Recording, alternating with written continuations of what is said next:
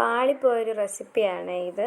അപ്പം പാൽ കൊണ്ട് ഒരു ഈവനിങ് സ്നാക്സ് ഉണ്ടാക്കാനായിരുന്നു ഉദ്ദേശിച്ചത്. അതിനായിട്ട് നമുക്ക് കുറച്ച് പാലെടുത്ത് ഒരു പാത്രത്തിലിട്ട് നന്നായിട്ടൊന്ന് തിളപ്പിച്ചെടുക്കാം. അതിലേക്ക് ഞാൻ കുറച്ച് പഞ്ചസാര ഇട്ട് കൊടുക്കുന്നുണ്ട്.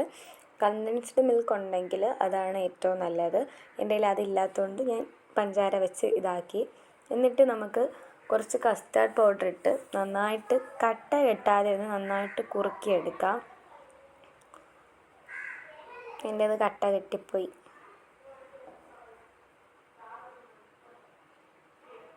നമുക്ക് നന്നായിട്ടൊന്ന് കുറുകി വരുമ്പോഴത്തേക്കും നമുക്കിത് തീ ഓഫ് ചെയ്ത് ഒരു പാത്രത്തിൽ കുറച്ച് നെയ്യ് തടവി ഇതിനകത്തോട്ട് ഒഴിച്ച് കൊടുക്കാം.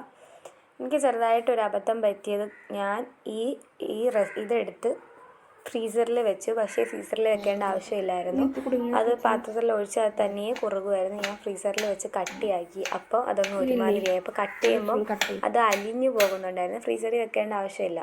എന്നിട്ട് നമുക്ക് ചെറിയ പീസസ് ആയിട്ട് ഇത് കട്ട് ചെയ്ത് കുറച്ച് പാൽപ്പൊടിയിൽ നമുക്കൊന്ന് നന്നായിട്ടൊന്ന് കോട്ട് ചെയ്തെടുക്കാം. അപ്പോഴത്തേക്കും നമ്മുടെ റെസിപ്പി റെഡിയാവും. പക്ഷേ ഫ്രീസറിൽ വെക്കരുത്. ഫ്രീസറിൽ വെച്ചാൽ അലിഞ്ഞു പോകും. സംഭവം ടേസ്റ്റ് ഉണ്ടായിരുന്നു, എന്നാലും ചെറുതായിട്ടൊന്ന് പാളിപ്പോയി.